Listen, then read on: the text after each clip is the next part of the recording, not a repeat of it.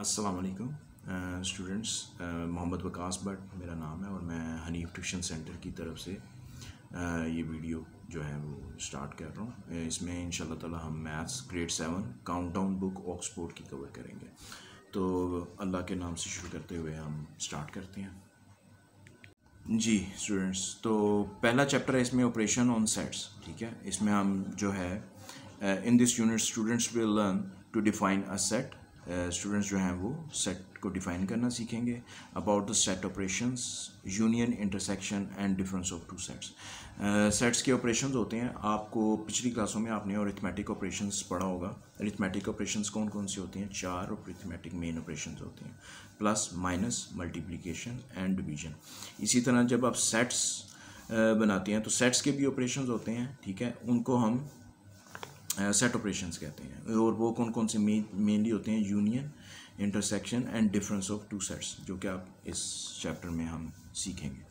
To use verify Venn diagrams, to use Venn diagrams to define union and intersection of sets. हम Venn diagram सीखेंगे और when diagram को cover करते हुए हम इसमें सीखेंगे कि यूनियन और इंटरसेक्शंस को वेन डायाग्राम के ज़रिए हम कैसे रिप्रेजेंट करते हैं। To verify the commutative and associative properties of sets, हम सेट्स की कम्यूटेटिव एंड एसोसिएटिव प्रॉपर्टीज़ को सीखेंगे।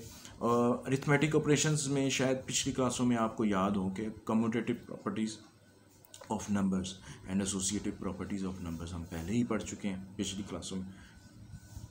तो सेट्स की अपनी कम्यूटेटिव और एसोसिएटिव प्रॉपर्टीज़ होती हैं, बेसिकली वही चीज़ है, लेकिन सेट्स को हम यूज़ करेंगे इसमें। अच्छा जी, बेसिक कॉन्सेप्ट्स ऑफ सेट्स की तरफ आते हैं जी। तो बेसिक कॉन्सेप्ट ऑफ सेट्स क्या होते हैं? What is a set? A set is a group of और a collection of distinct well defined objects. ठीक है जी, सेट्स क्या होते हैं? सेट्स जो होते हैं एक क्लास से बिलोंग करते हैं और डिफरेंट वेल डिफाइंड ऑब्जेक्ट्स होते हैं। जैसे मैं आपको मिसाल देता हूँ कि सेट ऑफ नेचुरल नंबर्स। ठीक है, set of all natural numbers क्या होंगे? नेचुरल नंबर्स क्या होते हैं? 1 2 3 all positive numbers are your natural numbers. Natural number basically counting system है हमारा, जिसके लिए हम यूज़ करते हैं। देखें, दुनिया में कोई ना कोई चीज़ मौजूद होगी, ठीक है, तो हम स्टार्ट 1 से करते हैं। ठीक है, ज़ीरो नहीं हो सकती। ज़ीरो, ये इंडियन मैथमेटिशियंस थे जिन्होंने ज़ीरो का नंबर जो है वो इन्वेंट किया था और इसमें नंबर सिस्टम में शामिल किया था। तो 1 2 3 4 5 6, तो ये हमारा काउंटिंग सिस्टम है। करेंसीज़ को भी हम नेचुरल नंबर्स में ही काउंट करते हैं, 1 2 3। ऑफ कोर्स करेंसी या तो नहीं होगी या तो होगी, तो वो यानी कि 1 से लेस नहीं हो सकती। तो 1 2 3 is the counting system, natural numbers, और ये set of all natural numbers.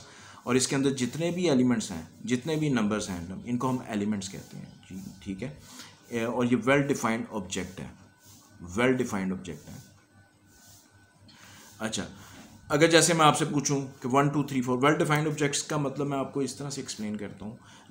अगर मैं आपसे पूछूं कि 5 किस कैटेगरी में आता है, तो आप कहेंगे जी ये नेचुरल नंबर है, because it's a positive number. Okay, अच्छा, इसके अलावा एक सेट होता है whole numbers. Set of whole numbers जो आप पिछली क्लासों में पढ़ चुके हैं। सेट ऑफ होल नंबर्स वो होता है जिसमें ज़ीरो को शामिल कर दिया जाए। नेचुरल नंबर्स में अगर ज़ीरो को शामिल कर दिया जाए तो वो आपका होल नंबर्स बन जाता है। और होल नंबर्स जो है, मसला अगर मैं आपसे ज़ीरो पूछूंगा तो आप मुझे ये नहीं कहेंगे कि ज़ीरो जो है वो नेचुरल नंबर का एलिमेंट है। क्या ज़ीरो नेचुरल नंबर्स का एलिमेंट है? नहीं है। इसका मतलब ज़ीरो जो है वो वेल डिफाइंड ऑब्जेक्ट है, is a part of whole number.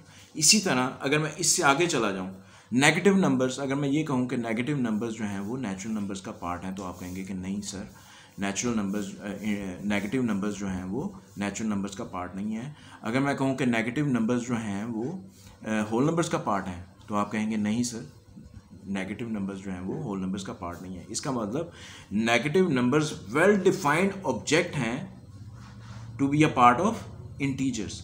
Integers के अंदर ये वेल डिफाइंड है, यानी कि अगर आगे जो होल नंबर्स के बाद इंटीजर्स का सेट आता है जिसमें ज़ीरो भी शामिल है और ऑल नेगेटिव नंबर्स भी शामिल है, प्लस पॉजिटिव नंबर्स भी अ part of integers. So positive numbers can be a part of natural numbers, positive numbers can be a part of whole numbers, positive numbers can be a part of integers.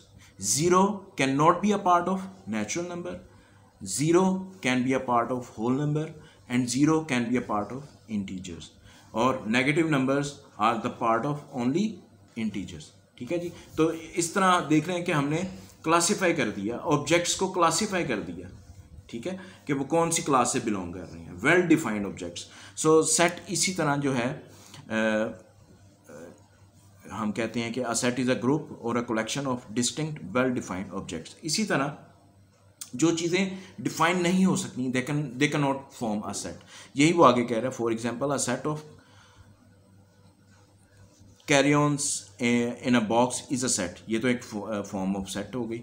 अच्छा, now consider a set of interesting cartoons. Here the term interesting cartoons means different things to different people. Interesting cartoons different लोगों के लिए different चीज़ें, मतलब आजकल तो आपने देखा होगा कि वो क्या कहते हैं, जिफ, वो ऐसे ऐसे एनिमेशंस बन जाती हैं, तो आपके लिए डिफरेंट मीनिंग्स हैं, यानी कि you can not classify it's to be as complete set. ठीक है, तो अगर मैं इसमें एक मिसाल ऐड कर दूँ तो वो एक सेट बन जाएगा। जैसे मैं कहूँ कि टीवी पे लगने वाले फेमस कार्टून्स बताएं, या अमेरिकन कार्टून्स जो बहुत ज़्यादा फेमस हुए उनका एक सेट बना लें, तो वो एक सेट बन जाएगा। ठीक है, वो एक सेट बन जाएगा। अच्छा, एनीवे, जो जिन चीज़ों को हम क्लासीफाई नहीं कर सकते they can not form a set. Next है जी the object in a set are written within a pair of curly brackets. ठीक है जी, कर्ली ब्रैकेट्स में हम सेट को लिखते हैं। These objects are called members और एलिमेंट्स ऑफ अ सेट। ये मैंने आपको पहले बता दिए कि ईच जो नंबर होगा वो एलिमेंट और मेंबर कहलाएगा। Each member is set to belong to the set. The symbol E is use to denote belongs to और इज एन एलिमेंट ऑफ और is a member of. For example, F is a set of ice cream flavors available at an ice cream shop. Therefore, F is equal to curly brackets vanilla, strawberry, chocolate, pineapple, mango, curly bracket close. Here, chocolate is the member of set F, but oranges are not member of F. Okay, how a set is represented? जी students, तो मैंने अभी जो read किया है उसको मैं थोड़ा सा एक्सप्लेन कर दूं। जैसे मिसाल के तौर पर अ set of zoo animals, Z A के नाम से मैं एक सेट बना रहा हूँ। ठीक है, जू एनिमल्स, इसमें कौन कौन से एनिमल्स हो सकते हैं? तो lion, tiger, bear, snake, turtle, monkey, etcetera. ठीक है जी, तो अच्छा, ये कर्ली ब्रैकेट्स में लिखे जाते हैं सेट्स। ठीक है, अच्छा, लाइन, टाइगर क्या है? जू एनिमल्स इस सेट के क्या हैं? मेंबर्स हैं। इसको हम क्या कहेंगे? मेंबर्स भी कह सकते हैं और एलिमेंट्स भी कह सकते हैं। ठीक है, दैट्स व्हाट मैंने जो भी पढ़ा था उसका ये मतलब है। और इसको हम कैसे, एलिमेंट और मेंबर को हम कैसे लिखते हैं? Lion is an element of, इसको इस तरह लिखते हैं, element of Z A set है, और लाइन जो है वो बिलोंग करता है, is belong to Z A. इसको हम दो तरह से पढ़ सकते हैं, lion belong to Z A, set Z A, और lion is a member of zoo animals set A, Z A set. अच्छा, इसको हम इस तरह से लिखते हैं, कर्ली ब्रैकेट्स के अंदर लिखते हैं सेट को।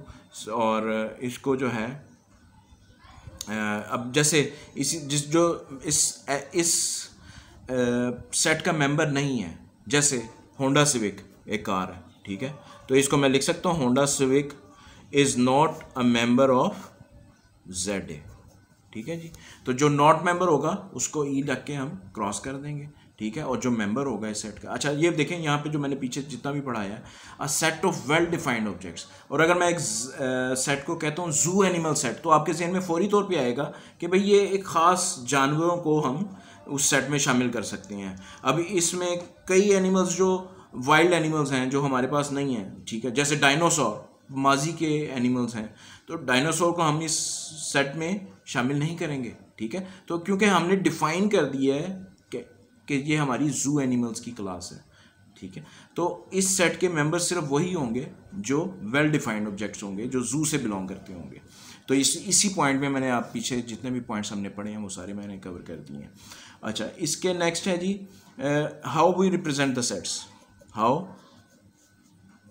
We represent the sets. अच्छा जी, represent, how to represent sets, हम सेट्स को कैसे रिप्रेजेंट करते हैं। अच्छा, तीन फॉर्म्स हैं, तीन हालतें हैं जिसमें हम सेट को रिप्रेजेंट कर सकते हैं। Number one is descriptive form, descriptive form. Number two is set builder form, set builder, ये आपकी बुक में लिखा हुआ है सेट बिल्डर फॉर्म, वहाँ से देख लीजिएगा स्पेलिंग, अगर मेरी राइटिंग में आपको समझ नहीं आएगी। तीसरी है जी टेबुलर फॉर्म,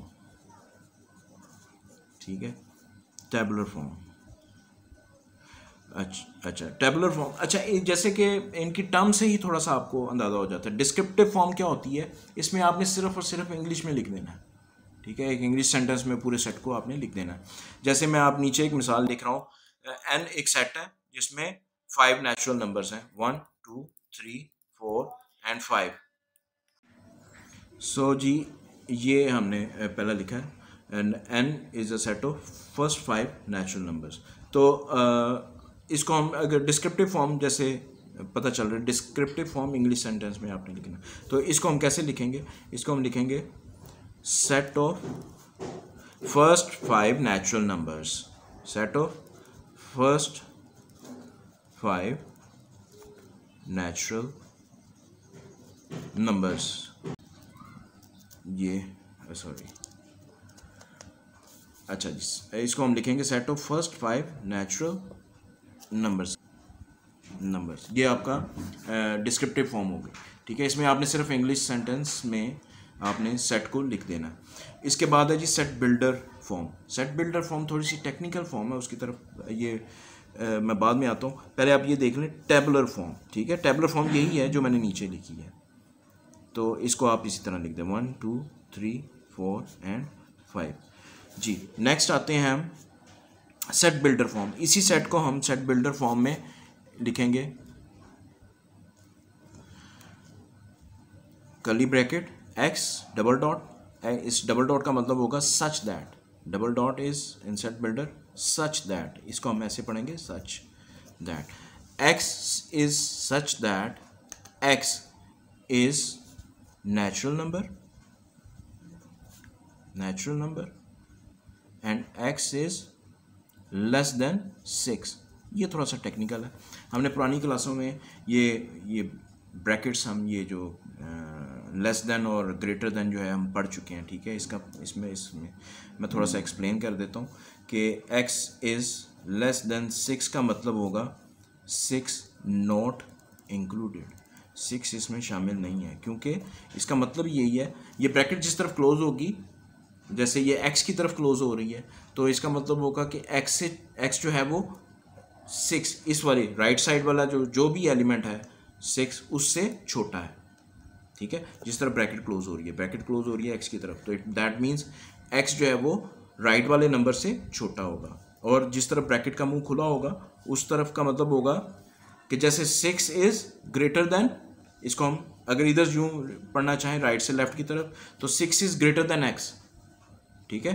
तो 6 जो है वो x का पार्ट नहीं है, क्योंकि 6 जो है वो x से बड़ा है, तो x के अंदर कौन कौन से एलिमेंट्स आएंगे 1 2 3 4 एंड 5, तो ये होगा जी 6 नॉट इंक्लूडेड। इसी तरह अगर मैं 6 को इंक्लूड करना चाहूँ, ठीक है, इसी तरह इसको, बल्कि मैं अगर इसको ये भी लिख सकता हूँ, इसको मैं ये भी लिख सकता हूँ x is less than equal to 5,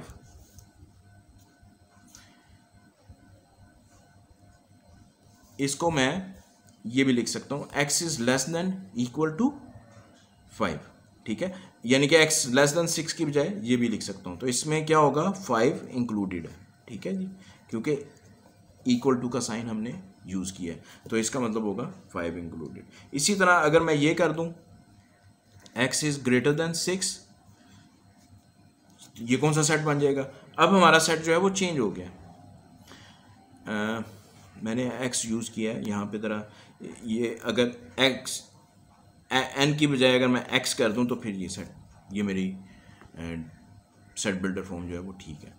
अच्छा, एक्स इज ग्रेटर देन 6 का मतलब वो क्या होगा? 6 is not included. X is greater than 6 का मतलब होगा एक्स जो है वो 6 से बड़ा है but 6 is not included. 6 is not included. तो ये कौन सा सेट बनेगा? ये बन जाएगा हमारा सेट 7 8 9। इसमें 6 नॉट इंक्लूडेड एंड 6 से ग्रेटर हो गया अप टू इन्फिनिटी। ठीक है जी। अच्छा, सेट बिल्डर जो है वो थोड़ी सी टेक्निकल थी, ठीक है। अब उसको आप देख लें। ये x such that x is natural number and x is less than 6। इसमें आपको बुक में तो नहीं है, मैं आपको 2-3 एग्जांपल्स और दे के सेट बिल्डर फॉर्म को जो है वो चाहता हूँ कि ये थोड़ी सी और आपको इसका कॉन्सेप्ट बेहतर तरीके से समझ आ जाए। तो डिस्क्रिप्टिव फॉर्म तो बड़ी सिंपल थी, बल्कि मैं कुछ 2-3 एग्जांपल्स आपको करवाता हूँ जिसमें आप डिस्क्रिप्टिव और टेबुलर फॉर्म और सेट बिल्डर फॉर्म जो है वो उसको ज़्यादा बेहतर तरीके से अंडरस्टैंड कर सकते हैं जी। तो हमारी दूसरी मिसाल मैं आपको दे रहा हूँ। x is equal to curly bracket 0 1 2 3 4 5 6 and 7। ठीक है जी। तो ये मुझे ज़रा बताइएगा कि ये कौन सा सेट है। ये x इज इक्वल टू, अगर पहला मैं जी क्या ज़हन में आ रहा है? मेरा ख्याल आप समझ गए होंगे कि ये कौन सा सेट है जी, होल नंबर है। तो x is equal to descriptive form में कैसे लिखेंगे? फर्स्ट सेट ऑफ फर्स्ट जी, कितने हैं whole numbers? 1 2 3 4 5 6 7 and 8 whole numbers. आप इंग्लिश ये मैंने नंबर सिस्टम के तहत 8 लिखा है, आप यहाँ पे EIGHT 8 लिखेंगे। 8 set of first 8 whole numbers. ये हमारी हो गई डिस्क्रिप्टिव फॉर्म। इसी तरह आ जाए जी सेट बिल्डर फॉर्म। हम इसको कैसे लिखेंगे? x such that x is a whole number. x का जो है वो एक होल नंबर है एंड अच्छा, इसमें जो है होल नंबर का मतलब ये है कि 0 इंक्लूडेड है। ठीक है, ये अंडरस्टूड बात है। ठीक है, और इसको आप 2 तरीक़ों से लिख सकते हैं। ठीक है, एक तरीका मैं यहाँ पे लिख देता हूँ और एक तरीका मैं आपको नीचे लिख दूँगा। एक तरीका ये है जी, x को हम थोड़ा सा आगे करके लिखेंगे और 7 से ऊपर कौन सा नंबर होगा? 8। ठीक है, x इज़ या इक्वल टू, अगर आप 7 को इंक्लूड करना चाहते हैं, जैसे मैंने आपको पिछले पेज में बताया था, लेस देन अगर होगा तो वो इंक्लूड नहीं होगा राइट वाला नंबर, और अगर लेस देन इक्वल टू है तो वो इंक्लूड होगा। तो मैं इसको 7 इंक्लूडेड करना चाह रहा हूँ, तो ये लेस देन इक्वल टू 7। ठीक है, और इसी तरह इधर से मैं ग्रेटर देन इक्वल टू 0। ठीक है जी, इसमें मैं 7 भी इंक्लूड कर रहा हूँ और 0 भी इंक्लूड कर रहा हूँ। ठीक है, और x इज़ ग्रेटर देन 0 यानी कि 0 से बड़ा, 0 भी इंक्लूडेड है। तो क्या ये बन जाएगा आपका? अच्छा, इसी सेट बिल्डर को मैं एक और तरीके से लिख के दिखा देता हूँ। x is equal to x is such that x is a whole number and, क्योंकि ये होल नंबर हमें पता है कि इसमें 0 इंक्लूडेड है। ठीक है, वी नो ऑलरेडी। ठीक है, तो मैं इसको लिख सकता हूँ x इज लेस देन 8। ठीक है जी, तो ये 2 तरीके ये बिल्कुल करेक्ट हैं। ठीक है, इसमें थोड़ी सी सेंस ये है कि इसमें 0 इंक्लूडेड है, ये ज़रा ज़्यादा मैंने डिफ़ाइन कर दिया, और इसमें मैं x इज़ लेस देन 8, इसको भी आपको वो जो है गलत नहीं कर सकता एग्जामिनर। अच्छा, अब इसमें ये 2 तरीके हो गए। अच्छा, इसको जो है, अब तीसरा जो था हमारा टेबुलर फॉर्म था। टेबुलर फॉर्म सिंपल है, वो उसी तरह ही आप उस सेट को पूरा लिख दें, 0 1 2 3 4 5 6 एंड 7। तो इसमें मैंने कोशिश की है आपको लेस देन और ग्रेटर देन और इक्वल टू को समझाने की, कि अगर इक्वल टू आ जाता है तो इसमें वो लेफ़्ट वाला नंबर या राइट वाला नंबर जो भी होगा वो इंक्लूडेड होगा। ठीक है, उस x में, और अगर लेस देन हो या ग्रेटर देन मार्क हो खाली, जिसमें इक्वल टू मार्क ना हो, तो वो आपका होगा ग्रेटर दैन इक्वल टू की एग्जांपल रह गई है। यहाँ से अगर आप देखें, ठीक है, x is greater than equal to 0, यानी कि x 0 से बड़ा है, ठीक है, जो लेफ्ट पे उसके होगा, और 0 इसमें इक्वल टू का मतलब है कि 0 इसमें शामिल होगा। होप कि आपको ये समझ आ गया। और ये तीनों मैंने आपको डिस्क्राइब करके फॉर्म्स बता दी हैं। अच्छा, इसके बाद जो है जी, इसके बाद है ये फाड़ दे। So guys, I hope you understand so far. मेरे चैनल को प्लीज़ ज़रूर सब्सक्राइब कीजिएगा और फॉर माय अपकमिंग वीडियोस। और नेक्स्ट टॉपिक है हमारा टाइप्स ऑफ सेट्स, ठीक है। तो very important, my upcoming lectures are very important, so please subscribe my channel and press the bell icon